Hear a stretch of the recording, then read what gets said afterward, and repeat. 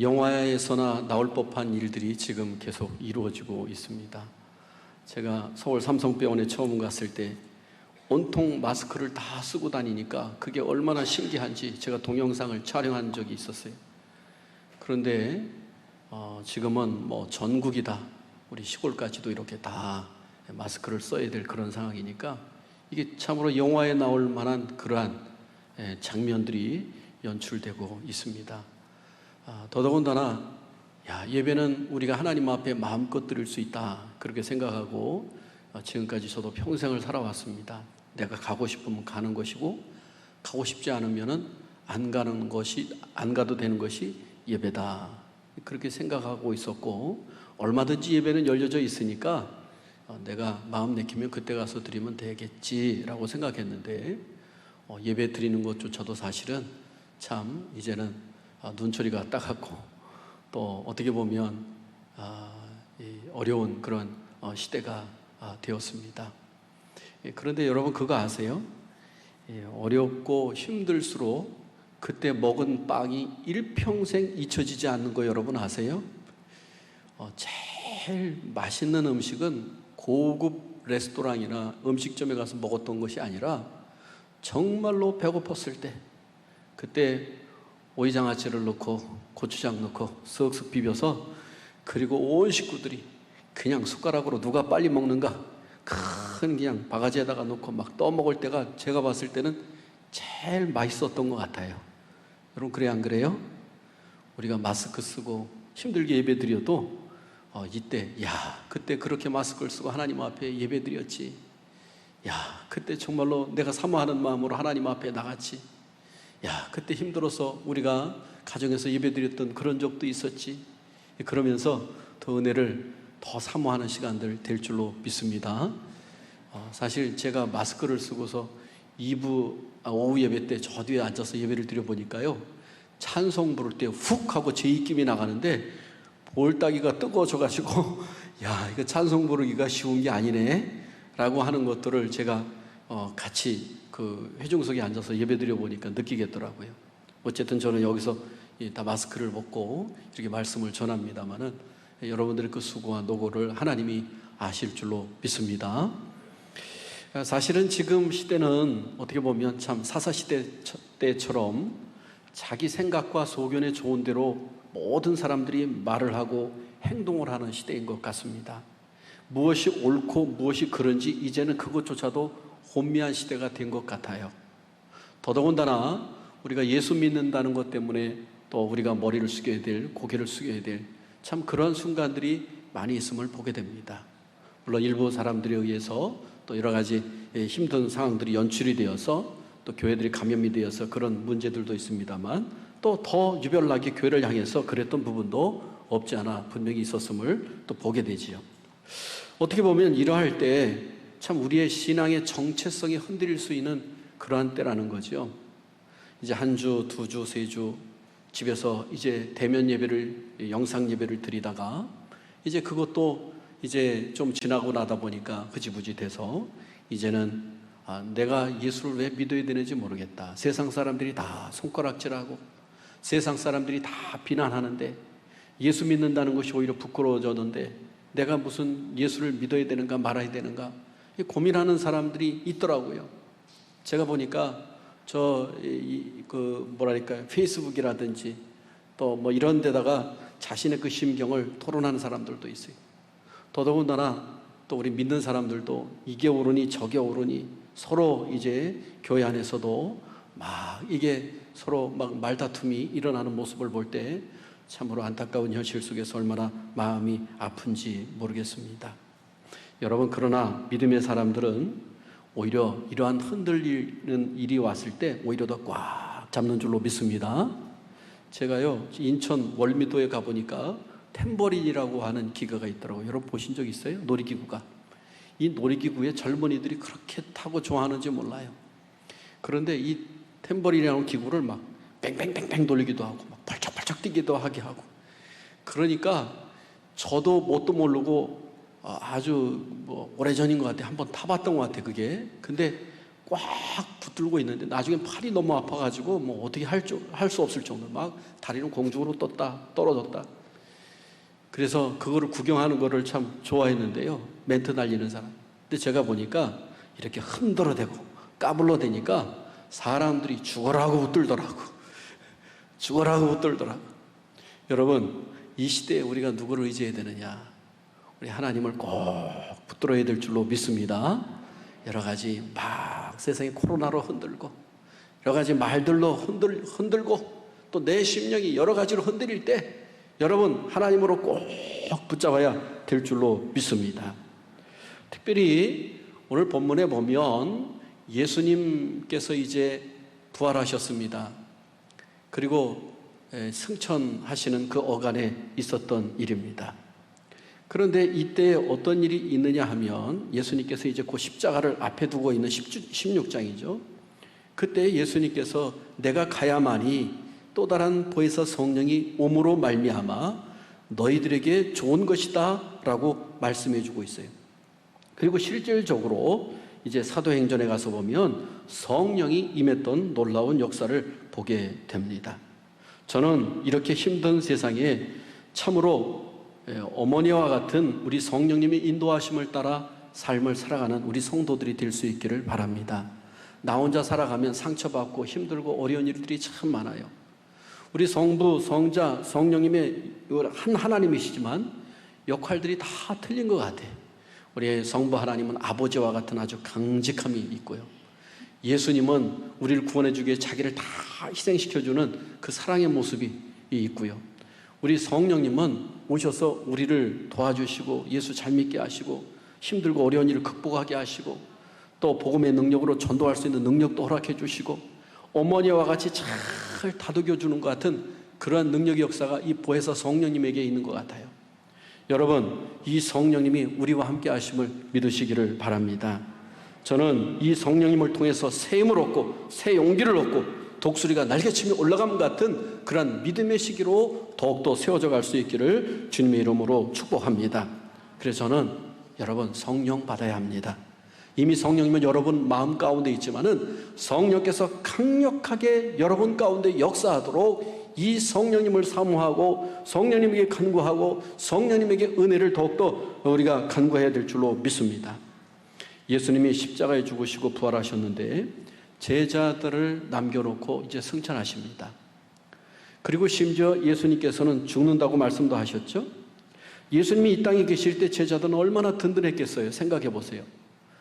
풍랑을 잔잔케 해서 무리도 걷게 하시는 예수님, 5,000명을 먹이시고 12강주리를 남기시고 배고플 때 그렇게 먹이셨던 주님, 죽었던 나사로를 살리시는 그 능력의 예수님, 소경의 눈을 뜨게 하고 문둥병자를 고쳐주고 정말로 이 세상에 무서울 것이 없을 정도로 예수님과 함께 있으면 그렇게 든든했던 제자들이었습니다. 그런데 예수님이 십자가에 죽으시는 그 장면을 통해 가지고 제자들은 어마어마하게 놀랐을 것입니다. 아마 그 충격은 말할 수 없었을 것이에요. 하늘이 노랗고 캄캄했을 것입니다. 긴 한숨이 나왔을 것이에요. 나는 모든 것을 버리고 저분을 따랐는데 그분이 십자가에 허망하게 그렇게 돌아가시다니 이제는 다 끝났다. 다 끝났다. 오죽하면 베드로는 나는 이제 물고기나 잡으러 가련다. 그리고 갈릴리 바다로 가겠다고 하니까 많은 제자들도 함께 나도 가겠다. 나도 하고 따라가지 않습니까? 그런데 제자들에게 부활하신 주님 찾아오셔서 다시 사명을 일깨워 주시고 예루살렘을 떠나지 말고 성령을 사모하라고 말씀하고 있습니다. 사도행전 1장 8절로 9절에 보니까 오직 성령이 너에게 임하시면 너희가 권능을 받고 예루살렘과 온 유대와 사마리아와 땅끝까지 이르러 내 증인이 되리라 하시니라. 이 말씀을 마치시고 그들 보는데 올려져 가시니 구름이 그를 가리워 보이지 않게 하더라. 이 성령님이 오시면 훨씬 좋다는 거예요. 예수님은 육신으로 계시면 요 제자들하고만 상대할 수 있고 만나는 사람들과만 상대할 수 있어요.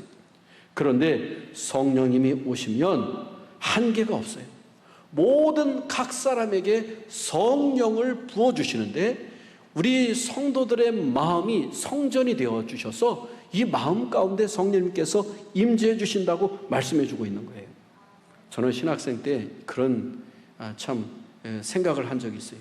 야, 구약에 있었던 사람들이 오히려 좋았다. 아니, 아브라함은 내 본토 친척 아비 집을 떠나 내가 지시하는 곳으로 가라. 하나님이 직접 말씀도 해주시고, 모세는 호렙산 떨기나무 가운데 불꽃 가운데 하나님이 나타나셔서 막 사명을 맡겨주시고, 홍해 바다가 갈라지고, 이 광야에서도 만나 메추라기 뜰 내려주시는데, 이러한 능력을 행하면 믿지 않는 사람이 어디 있겠어? 그리고 그 사람들은 직접 하나님을 이렇게 대면하면서 말씀을 들을 수 있었으니 얼마나 좋았을까? 여러분, 그런 생각 안 해보셨죠? 저는 성경 말씀을 읽으면서 참 별의별 생각들을 다 해와요. 내가 모세가 되었다면은 이렇게 하나님 앞에 감히 나는 못 가요, 안 돼요, 할 수 없어요, 3번씩 4번씩 거듭해서 그렇게 말할 수 있었을까? 우리 사람이 부탁해도요, 싫어요, 못해요, 이거 어렵잖아요, 그죠? 그래서 우리 충청도 지역에서 전도하면 알겠어요, 가겠어요, 알았슈, 그러지만은 실제로 예수 생명잔치 때는 안 온다고 하잖아요. 앞에서는 미안하니까 가겠어요, 그러고서. 그런데 어떻게 그럴 수 있을까? 그렇게 강단이 셀 수 있을까? 막 여러 가지 생각들을 제가 해볼 때가 있어요. 그러니 엘리야가 그 갈멜산에다 번제단을 만들어 놓고, 거기다가 장작을 쌓아놓고 송아지를 각을 떠서 올려놓고, 그리고 물을 갖다가 그냥 수없이 들이부어서 막 그 옆에 또랑으로 가득 차게 만들어 놓고, 뭔 배짱인지 모르겠어요. 그리고 하나님 앞에 손을 주자. 하나님, 이 백성들로 하나님이 하나님이신 것을 알게 해주시옵소서. 불로써 응답하여 주옵소서. 그랬더니 하늘로부터 불이 그냥 임해가지고 그 각을 떠는 송아지와 장작과 그 또랑의 물까지도, 돌까지 싹 태워버리는 역사가 있었잖아요. 야, 이런 거 한번 눈으로 봤으면 좋겠다. 구약시대 때 사람들이 멋지다. 엘리야 죽음을 보지 않고 불수리를 타고 하늘로 올라갔다고 하는데, 야, 얼마나 멋질까? 여러분, 멋지잖아요, 그죠? 그런데 한편으로 마음속에 생각이 드는 것이, 그때는 특정한 사람들에게만 이렇게 역사가 나타났지만, 모세가 오히려 천국에 가면 우리에게 물어볼 거라는, 내가 이렇게 모세요, 그 당시에 홍해바다가 갈라질 때 어떤 느낌이었어요? 호렙산에서 하나님 부르실 때 어떤 느낌이었어요? 시내산에서 그 십계명을 받을 때 그때 그 느낌은 어땠어요? 막 여러 가지 궁금해서 물어볼 만하잖아요. 그런데 생각해보면 모세가 거꾸로 물어볼 것 같아, 나한테. 이 목사, 그때 성령님께서 마음에 계실 때 그 동행하는 느낌은 어땠어? 하나님이 정말로 위로해 주셔? 하나님의 능력을 정말 주셔?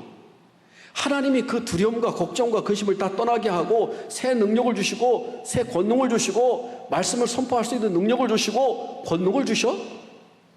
그 느낌은 어떤 느낌이야? 거꾸로 물어볼 것 같아요. 할렐루야.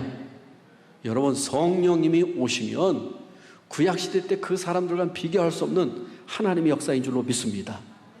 구약시대 때 사람들은 하나님 만나기 위해서 성전에 가서 그 소를 잡고 양을 잡고 그 지성소에 계신 하나님 앞에 기도했잖아요. 여러분, 그런데 지금은 하나님의 영이신 성령님께서 내 마음속에 성전 삼고 계시다라고 말씀해주고 있잖아요.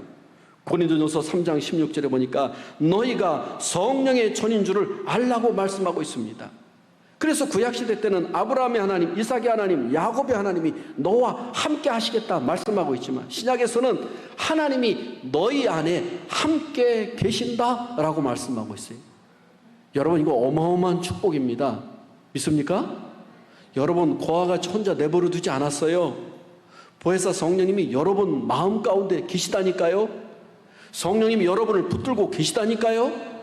여러분, 이것을 믿으시기를 바랍니다. 이것을 믿으시길 바랍니다. 오순절날 마가의 다락방에 성령이 임한 다음에 예수 그리스도를 주라고 고백한 모든 사람들에게는 이 성령님께서 우리 마음 가운데 이미 임재해 계시다니까요. 성령님이 아니고는 주라고 고백할 사람이 아무도 없다니까요. 여러분, 이것이 어마어마한 축복이요 은혜임을 깨닫기를 바랍니다. 할렐루야. 하나님이 함께 계시는 것 좋지만, 나타나서 말씀하는 것 좋지만, 직접 내 안에 계시다라고 하는 것이 훨씬 좋다라고 하는 사실을 깨닫기를 바랍니다. 그래서 구약시대 때 사람들이 아마 거꾸로 우리에게 물어볼 거예요. 성령님은 슬플 때 위로해 주시고, 힘들 때 힘 주시고, 기쁠 때 함께 기뻐해 주시고, 오늘 우리로 하여금 이 시대 어려울 때에도 담대한 믿음을 가지고 아버지께 영광 돌려드릴 수 있는 믿음의 성도들로 삼아주시는 줄로 믿습니다. 그렇습니다. 성령이 오시면 힘을 주세요. 사도행전 4장에 보면 베드로와 요한이 전도하다가 잡혀 사내들인 앞에 끌려가는 장면이 나옵니다. 공회원들이 묻습니다. 사도행전 4장 7절에 보니까 사도들을 가운데 세우고 묻되 너희가 무슨 권세와 누구의 이름으로 이 일을 행하였느냐? 라고 물으니까 4장 8절에 보니까 이에 베드로가 성령이 충만하여 이르되 백성의 관리들과 장로들아 라고 외칩니다.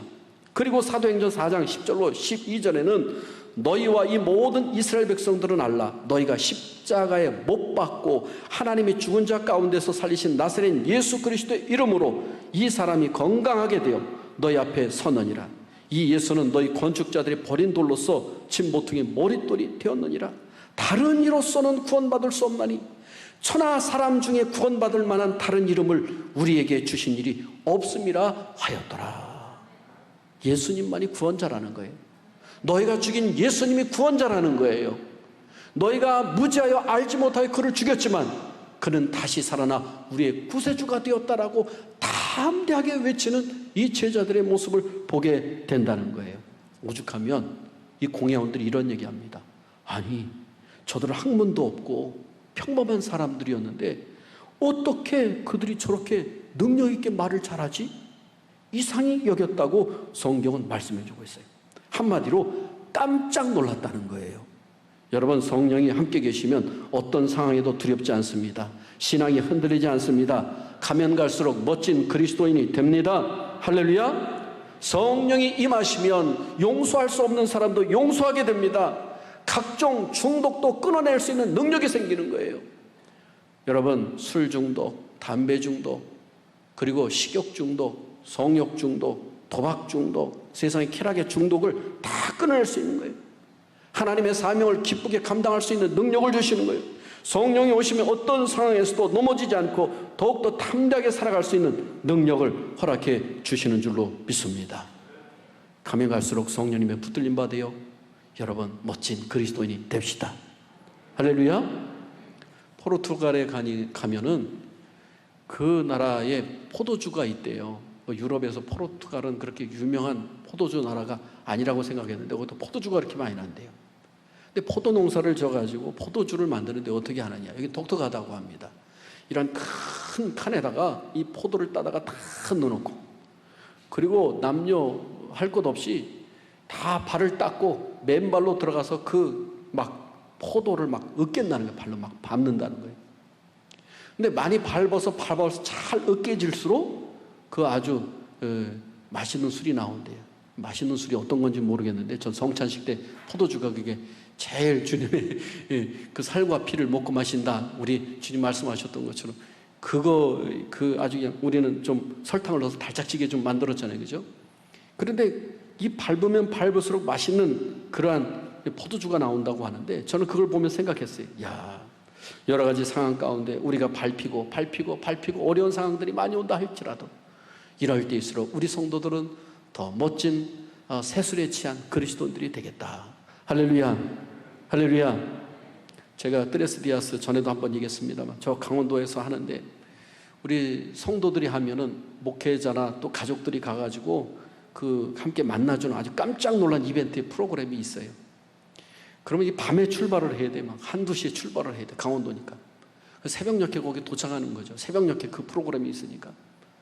근데 쫙 하는데 보니까 야, 영하 15도 내려가고 아주 깜깜한 밤인데 하늘을 올려다보고 깜짝 놀랐어요. 어마어마한 별들이 막 쏟아져 내리는데 곧 내 위로 쏟아질 것 같아. 강원도라 그런지 어쩌면 그렇게 별이 크고 맑고 깨끗한지, 뭐 은하수는 말할 것도 없고 모든 별들이 그렇게 선명히 드러나는 거예요. 그때 제가 깨달은 것이 있어요. 야, 밤이 깊을수록 추운 날씨일수록 하늘에 정말로 별들이 선명하게 보이는구나. 여러분, 우리 믿음의 성도들은 힘들고 어려운 그런 상황에 오히려 하나님을 더 깊이 만날 줄로 믿습니다. 우리의 신앙은 더욱더 별처럼 빛나는 역사가 나타날 줄로 믿습니다. 할렐루야. 이 성령, 그러면 어떻게 하면 우리가 충만히 받을 수 있을까? 먼저는 자신의 약함을 솔직하게 인정하는 거예요. 하나님, 나는 부족한 존재입니다. 사람들은요, 자기 약점을 숨기고 싶어 합니다. 이것이 본능이에요.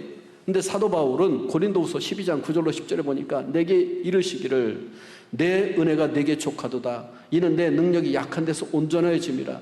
내가 그리스도를 위하여 약한 것들과 능력과 궁핍과 핍박과 곤란을 기뻐하노니 이는 내가 약한 그때 곧 강함이라. 여러분, 이 사도 바울은 자기가 약해지니까 오히려 그 약한 것들이 하나님께서 강하게 만들어 주셨다고 이야기해 주고 있습니다. 여러분, 우리의 모든 주권을 하나님께 내어드리시기를 바랍니다. 할렐루야. 나의 약점까지도 다 내려놓고, 하나님, 나는 이렇게 연약한 존재입니다. 하나님, 나를 붙들어 주시옵소서. 하나님 앞에 맡길 때 하나님이 나를 들어서 써주시는 줄로 믿습니다. 우리 교회 앞에 이렇게 콘크리트 타설 작업을 쭉 했잖아요. 뭐 이런 작업을 이렇게 쭉 하는 것을 옆에서 보니까요, 그냥 레미컨 트럭들이 쭉 오더니 그 다음에 이 콘크리트를 그 쏴주는 펌프카가 또 앞에서 쫙 받아가지고 쫙 콘크리트가 나오면서 막 쫙 뿌려대는데, 그렇게 참 일하는 것이 쉽게 되고 참 빨리빨리 진행되는 것을 보면서 참 신기했어요. 여러분, 어떻게 보면 과거에 우리가 그 건물 질 때 보면, 제가 어렸을 때 보는 건물 짓는 장면은 그런 생각이 가득 차 있어요. 모래를 갖다가 쫙 놓고, 그리고 거기다가 가운데를 쫙 길을 내고 시멘트 푸대를 갖다가 쫙 뜯어가지고 막 다 털어서 탈탈 털어서 놓고, 그 다음에 물을 갖다가 막 길어다가 붓고, 그리고 양 끝에서부터 사람들이 삽으로다가 막 넓은 삽으로 넘기잖아요, 그죠? 넘겨가지고 그 시멘트를 이겨가지고 일일이 뭐 짊어지든지 아니면 양동이로 드러나르든지 해가지고 그 필요한 곳에 갔다가 막 쏟아 부었던 생각이 나요. 북한은 지금도 그렇게 공사하는 경우가 많다고 해요. 사람 손으로 하는 경우가. 그래서 남한으로 귀순한 사람들이 보고서 돌을 닦는 모습을 보고, 아니 몇 사람 없는데 지나가면 도로가 쫙쫙 닦여져 있고 참 신기하다.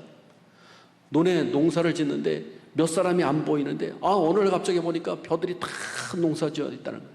그러다 보니까 큰 기계가 지나가면서 척척척척척 모를 심고, 콤바인이랑 척척척척 배를 비고 탈곡해서 다 실어가고, 거기는 다 학생들도 그리고 직장인들도 다 나와가지고 보면은 막 같이 함께 모를 내는 것이, 이 북한의 손으로 모를 내는 것이 현실이라는 거예요. 여러분, 제가 이 장면을 보면서, 여러분, 하나님이 우리를 붙들어 주시면 오늘 우리는 정말로 성령의 포크레인, 성령의 레미콘, 성령의 펌프카가 나와 함께 하셔서 훨씬 더 큰 능력의 일을 할 줄로 믿습니다. 내 힘으로 하면 삽으로 이겨야 되지만 하나님이 함께 하시면 이 모든 것들을 다루어서 더 큰 능력으로 큰 일을 감당할 수 있도록 새 능력과 새 힘을 주실 줄로 믿습니다. 여러분, 한마디로 하나님을 의지하십시오. 하나님 앞에 성령을 사모하십시오. 하나님께서 우리에게 성령을 부어주실 줄로 믿습니다. 나의 약함이 오히려 강하게 만들어주시는 역사가 있는 거예요. 우리 김문훈 목사님인가요? 옛날에 한참 동안 막 장경록 목사님과 함께 설교에 막 방송에서 탔던 분이 있어요. 그분 설교를 우연히 또 들었어요. 그랬더니 이분이 그러더라고요. 자기는 얼마나 했는지, 초등학교 때 다닐 때 여학생들한테 두들겨 맞았대. 그러면 자기는 쪼다였다고. 얼마나 두들겨 맞고, 그리고 방앗간을 했었는데 아버지가 아파서 돌아가시면 빚만 남겨놓고 돌아가가지고 가정이 얼마나 가난하고 힘들어졌는지, 참 그때 그 고통은 말할 수 없어서 아주 땅속으로 기어 들어가고 싶은 그런 삶을 살았다고 해요. 나중에 신학을 해서 이제 목사가 전도사로 있고 목사로 부모 교역자로 이제 교회를 섬기는데, 부흥사들이 오셔서 말씀을 전하면 그때마다 자기는 은혜를 하나도 못 받았대. 그때 왜 그런 생각이 드냐면, 저 사람은 뭔데 저렇게 키도 크고 잘생기고, 어떻게 저렇게 언변도 뛰어나고, 어떻게 저렇게 설교도 저렇게 잘하고, 나는 이렇게 변변치 못하고, 막 그런 자괴감들이 많이 들었대요. 그런데 오늘날 성령이 임하고 나서 성령의 능력을 받고 나니까 하나님이 자기에게 입이 열어지게 하고 생각이 열려지게 하고 하나님 말씀이 보여지게 하고 그러면서 그 말씀의 은혜를 받고 그 말씀을 성도들에게 전하기 시작하는데 성도들이 마음을 열고 아멘 아멘 받고 교회가 부흥되고 그리고 하나님께서 이렇게 크게 쓰시더라고 간증하는 내용을 들었습니다. 사랑하는 성도 여러분, 약한 데서 우리가 강해지게 될 줄로 믿습니다. 그래서 우리가 두 번째로 성령 받기 위해서는 철저하게 우리 자신이 회개해야 됩니다. 죄를 내뱉어놔야 돼요. 죄를 회개하고 씻어내야 됩니다. 회개로 죄가 빠져나가면 마음 가운데 성령께서 나와 온전히 채울 공간이 생기는 거예요. 교만과 시기와 정욕과 난폭과 이기심과 분노와 이 모든 것들을 다 우리 속에서 회개하고 물리칠 수 있기를 바랍니다. 요한일서 1장 9절에 보니까 만일 우리가 죄를 없다고 말하면 스스로 속이고 또 진리가 우리 속에 있지 아니할 것이요 말해주고 있어요. 사도행전 2장 38절에도 보니까 베드로가 이르되 너희가 회개하여 각각 예수 그리스도의 이름으로 세례를 받고 죄 사함을 받으라. 그리하면 성령을 선물로 받으리라. 너희가 회개하여 뭐라고요? 너희가 회개하여. 회개할 때 성령님의 충만한 역사가 있을 줄로 믿습니다. 마지막으로는 이 성령님을 들여마셔야 돼요. 그 들여마신다는 얘기는 기도해야 된다는 거죠. 여러분, 성령의 매 순간 임재를 의식하며 그분이 충만해지기를 위해서 우리가 간절히 기도해야 될 줄로 믿습니다. 간절히 사모하는 사람에게 성령을 주신다고 말씀해 주고 있어요. 어떤 사람이 벗이 있는데 찾아왔어요. 먹을 것이 없어요. 대접을 해야 돼요. 그래서 이웃집에 가서 막 문을 두들기고 강청하는 거예요. 그래가지고 그 벗을 먹을 것을 구하다가 줍니다. 한밤중이라도 가서 두들기는 거예요. 여러분, 이 말씀을 하시면서 뭐라고 하냐? 또 그러죠. 누가복음 11장 13절에 보니까 너희가 악할지라도 좋은 것을 자식에게 줄 알거든 하물며 너희 하늘 아버지께서 구하는 자에게 성령을 주시지 않겠느냐? 우리 모두에게 성령을 부어주시겠다고 분명히 약속의 말씀을 주셨습니다. 여러분 마음이 드라이합니까? 여러분 마음이 하나님이 안 계신 것 같습니까? 여러분 마음이 답답합니까? 여러분 마음에 고민으로 가득 차 있습니까? 성령을 사모하시길 바랍니다. 하나님께 성령이 오시면 기쁨이 넘칩니다. 감사가 넘칩니다. 은혜가 넘칩니다. 우리가 정말로 힘을 주시는 능력이 우리에게 있는 줄로 믿습니다. 성령이 오시면 나의 죄를 이기고 그리고 세상의 악한 것들을 끊어버리고 사탄을 이기고 굳건한 믿음에서 승리할 능력을 이 성령님께서 반드시 허락해 주십니다. 여러분, 이 시간 성령님을 사모하시기를 바랍니다. 성령님이 내 마음 가운데 오셔서 나를 온전히 인도하시고 나를 통하여 영광 거둬주시고 이 험악한 세상에 복음의 등불이 되는 정말로 빛과 소금 역할을 감당할 수 있는 우리 성도로서 온전히 세워질 수 있도록 나를 붙들어 주시옵소서. 기도할 수 있기를 바랍니다.